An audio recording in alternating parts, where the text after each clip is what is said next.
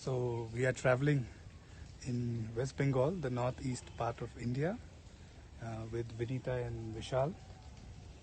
And we've come here to Siliguri. And this is my hometown.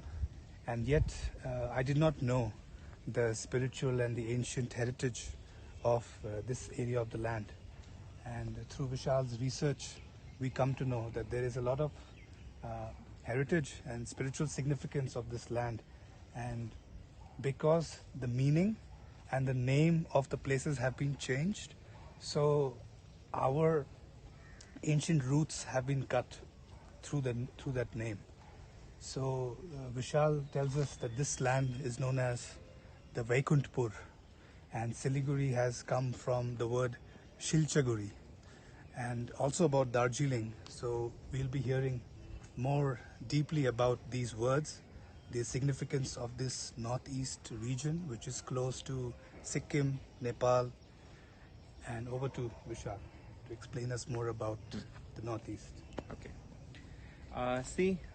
What is happening right now on Earth is they have kept the real definitions, the real names, the real codes away from the commoners. So they don't want the commoners to know what exactly the real meaning of the land is and why are we here on Earth. That's the first thing. Secondly, the ancient history that we have and the ancient geography that we have is now no more on the land. It is not being taught to the students in the school. So the school system doesn't have it, and we have absolutely lost it now. Today's beings, they don't know why exactly that specific land is called by that name. From the ancient times, if we see, from the time Sagar Manthan happened, the celestial churning happened. So this is the northeast part, and the other part where the asuras and the dark beings, they participated in the celestial churning. Northwest. That was northwest. So we had been to that land as well, to Nilkant mountain. Uttarakhand. So Himachal Pradesh, that area. Uttarakhand. It is the above the upper part of Uttarakhand basically. So that is northwest, and Meru comes in the center. That the Mount Meru, and then is the northeast part. So one is east to north, one is west to north. So both sides. So northeast by default has to be the land where the Devatas participated, from what side the Devatas were, towards the tail of the serpent. So after the whole celestial churning happened and the land, the Amrit was there, the nectar was there through Dhanvantari, which was another incarnation of Vishnu, and that Amrit was distributed by Vishnu himself in the Mohini form. And thereafter the whole land was divided by the further kings and the races that we had on the land, which were from the root races, like the races of the light beings, the Devatas, which came thereafter from the Prajapatis. And then the races of the Rishis and the Devatas, they were dwelled upon certain lands. And how many Earth years ago we are talking about? It's approximately 6,000 years, almost 6,000. Because Bhagavatam, if we look at Bhagavatam, so Bhagavatam is almost like 5,000 years old. So we have been to that land as well, and we have seen. So 5,000 years before, the Bhagavatam was like written by Vedyas. So as the modern scientists and the books teach us that our Earth is a few billion years old, this is not true. It is just like to numb the senses, because the more bigger the number is, you feel mesmerized. Your senses are completely numbed. You think it might be right, something right, but it is just to make beings lose the navigation, because you are completely like a lost being on the land, because you don't know how to get your history. Because if I tell you that you are like an ancient being who is here on the land from like billions of years, your forefathers had been living here, so that you will not even try to track. You will not track it. So because you will think that how would I even get to know about these facts, that what exactly this land is. Like I shared with you, this land is basically Vaikuntapur. Vaikuntapur by default it becomes the land of Vishnu. And if you will see the land that we are standing, the proper coordinates is 27 degrees north. So which is exactly in alignment to the Meru, and 2 plus 7 is 9 degrees.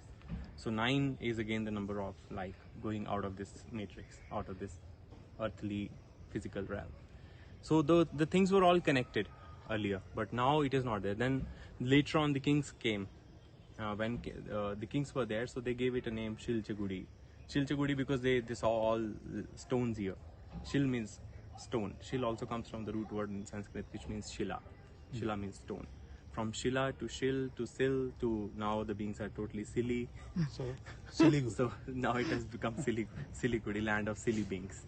So that is how it has been on the land. And every land is given the name like that. Like today we are visiting this lake. So this lake has a rainbow bridge which is called Indrani. So Indrani and the lake itself is Somindu. Somindu means the Som from Chandrama. The Som from moon means nectar from moon is called Somindu. And the popular name of this place where we are, this lake, is Mirik. Mirik, yeah. And you were also saying that this area was forest, which yeah. was then converted to only agricultural land. It was kept So that way. if you look at the nature here, it is absolutely abundant in nature. If you will see the northeast part and northeast is full of nature.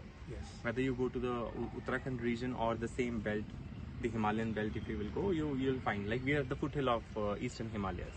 So this is like abundant in nature, and the forest area is like huge.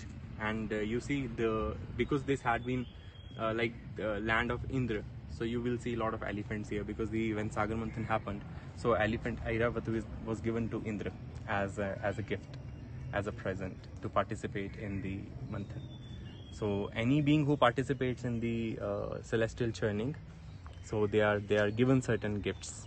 So they are gifted with something at the end of the churning when Amrit and Vish come, like poison comes out. And when you say Vaikuntpur, so the beings from the ancient times, what was their journey? Where is this Vaikuntpur? And what is that spiritual journey for us to make to reach that destination? See, Vaikunt is basically directly related to Vishnu. So when we say Vaikunt means we are talking about crown. So this land leads towards north. North means the North Star, the North Pole, the central axis of the earth. And then from there we can actually move towards the Vaikunt. So Vaikunt is related to Sahasrar, crown. And similarly, so Vaikunt by default becomes the land of crowned beings, the Sahasrar beings, which is like Vishnu's being. Vishnu and Vishnu's beings Vaishnavas can live there on that land. So Vaikuntpur, when we put the word Pur means a small piece. Pur means a small region. So Pur or Puri. And in English we call the word Puri means isle. I-S-L-E, isle. So small isle or island is like that. So that is called Pur or Puri. So Vaikuntpur means a small isle of the crowned beings. So the kings had been living here on this land, and that is why it is called Vaikuntpur, full of, like we can see, the land has like a beautiful vegetation where actually the light beings can live.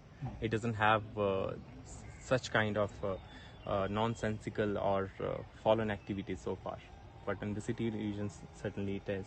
But at least in the forest, you see it is still preserved.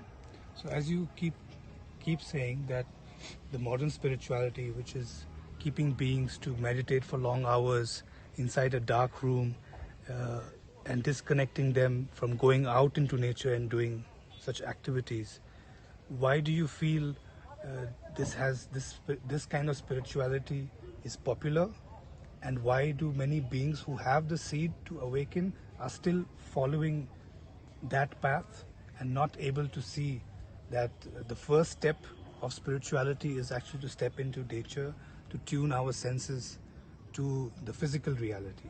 But the modern teachers and the so-called gurus, they don't teach us that. They keep us sitting for long hours. Why do you feel that this is Also, perpetuated? may I just add another thing to what Arjun has just now mentioned, that the changing of the names, the actual name of this place is Vaikuntpur, but rarely people know about that. How does restoring the name will also help Okay. in the journey? Yeah. See, the first thing first, like you asked about the modern spirituality or the current spiritual like whole system that we have right now on earth. The most important thing that we should know about the earthly system is that from Dwapar to Kali Yuga, when the whole star system changed and the whole center was changed to Draco star. So then the draconian things came on earth, like the reptilian laws, the reptilian system, reptilian culture. Then the same reptilian spirituality came. Now why does that happen? That simply happens because of the lower realm beings. They do some tapasya, they do discipline, they do their discipline in alignment with the higher lords and the divine, and as per the overall design, they work as per the divine plan.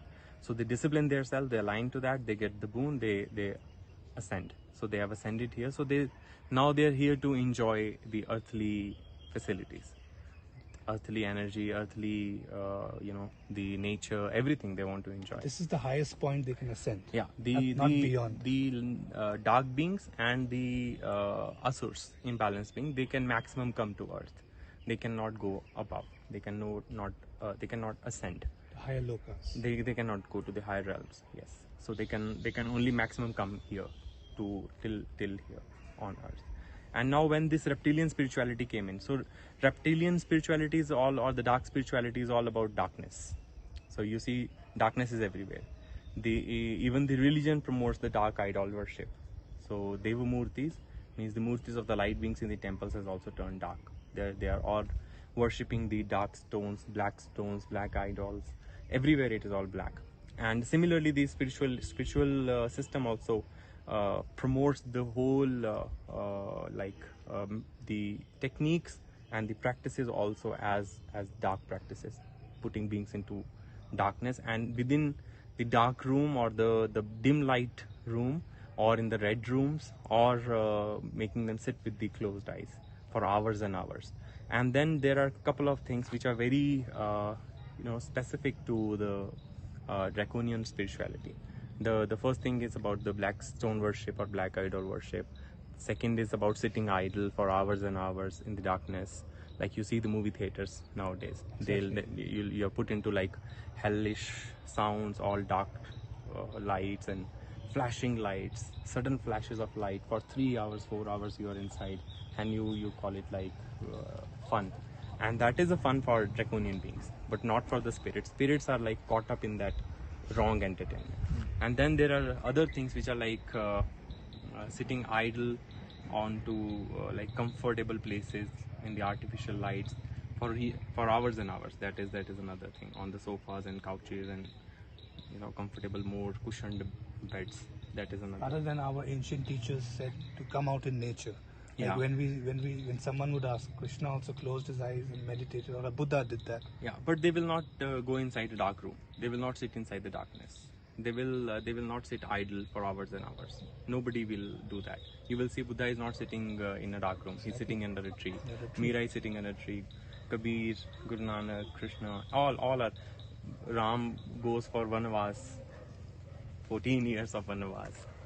So it is all in the nature. Vanavas is a good thing. It is not a bad thing. It is a very good thing. And today people go to the forest or one, and they just want to have like picnic. So then the whole idea of nature is lost. Then nature doesn't allow you to align yourself with it, because you are not approaching the nature with the right way. That's not. And then another thing, that reptilian spirituality is all about wish fulfillment. Another is about quick. And then what it offers is to the teachers also, who just want to and become like a teachers, or they are very excited to be thinking that they are sharing something good with the world. So the most important thing they bang upon is, firstly, because it helped them maybe in some way, or physical Monetary. then monetary also. Then they get fame. They become popular just because they're known in the world because of their organization or their so-called like popular guru with that name tag that they have. Then money comes in. Then at the same time, the popular statement is everyone is doing a good work.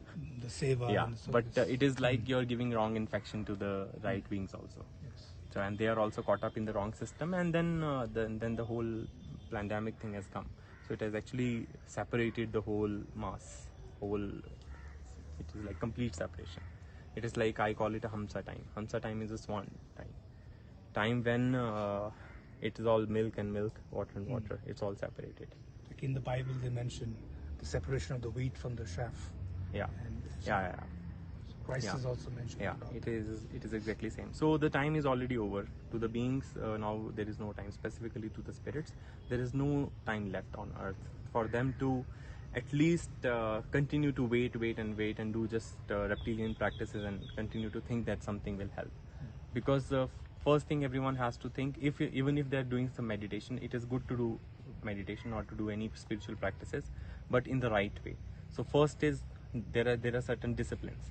So everyone has to align with those disciplines, going into the nature, putting your feet on the ground, then sitting under a tree, eating the right food. That is more important, not just like eating sattvic and eating everything what comes in the sattvic, like artificial also is called sattvic nowadays, and sattvic food or organic food is like packed and like served. So that to whatever extent one can move towards more purity, and it is all about self-discipline, and it is all about swadhyaya, because without swadhyaya, without tap, there is nothing one can attain. If really one has to get out of this matrix, because to get out of this earthly realm is the first goal. Spiritual goal has to be only to be free. That's like the step one, Yeah. the first code of conduct and the purpose of spirituality, which most modern teachers fail And to then, give. and then to be in the code of conduct, you should know the codes. And similarly, the like she asked a question about the code of the land. Name is a code. With that name itself, you get the feel. Okay, we are at Vishnu's land. We are at the land of a Sahasrar being. We are at the land. We are at a mount which is referred to as in the book of Revelation Mount Zion. It means the crown Sahasrar. So we are at the land of a Sahasrar being. We are having similar significances everywhere. Similar forests, similar things, and all signals are same. All signs are same. So these codes also help in many ways. So once you know the code, because the controllers, the authorities who had been here and had been fooling people from like 100 years and more than 100 years, like post Guru Nanak era had been the most fooling time on earth. And from that time now, they have just fooled beings by changing names. By changing the names of the land, by changing the name of the places, by giving you wrong codes, so that you are not able to decode what this reality is. Why are you here? Because if you are a spiritual being or you are into spirituality, the only and only goal should be to get yourself out. Freedom does not mean free by only financially, or having a peace of mind. So peace, if you're getting just in pieces, like every 6 months you're getting peace for like 1 day, that is not peace. Or maybe for 10 minutes a day, like you're meditating, you get peace. Thereafter you're doing all that circus of life. So you have to keep attending workshops every 3 months Yeah. for your next dose So of peace. there are certain cultures which has to just completely like cut off today. So one is like sitting in the darkness, has to cut off. Eating the wrong food, the cafe culture and the hotel culture and the packed food culture has to be completely cut off. And then there is this like sounds, like listening to wrong sounds, like Bollywood music and all this Hollywood music. This has to be completely cut off, and listening to the right sounds. You see, the sound of the leaves is very different than the sound that you listen in a Bollywood movie. Yes. Or any music that you listen, which is very popular. So these are like entirely different things. So one has to listen to the right music, right sounds, and then discipline has to be a part of life. And one last question before we end this video. When you say the star, Draco star was in charge, like as you explained to me, that's governing this Yeah. reality since a few 100 years or a few thousand years. Now that has shifted to Polaris. Dhruv. Dhruv. Yeah. So can you explain somebody who does not know much about this and how this works when the star shifts? We can maybe because it requires a little more delivery, and one has to know firstly the little things about star system. So we'll take up in the next one. Then it'll be good. For sure. And one more thing we missed out is about the word Darjeeling. Yeah, Darjeeling, like I mentioned about it. Darjeeling is the land of Indra. So Indra's land is called Darjeeling. And you mentioned Darj is like Dwars, Yeah. So doorway. and this whole land earlier it used to be called as Dwar, which comes from the Sanskrit root word Dwar. So and now it is now called as Doors, and now the whole Darjeeling and Dor. And Link is like Ling a is linga. Ling is like type. type of door is called Darjeeling. Wow. So that is the significance of this part of India, Northeast, which most people are not familiar of.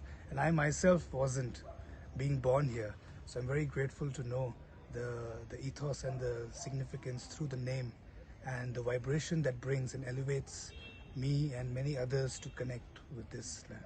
So thank you, Vishal, for sharing.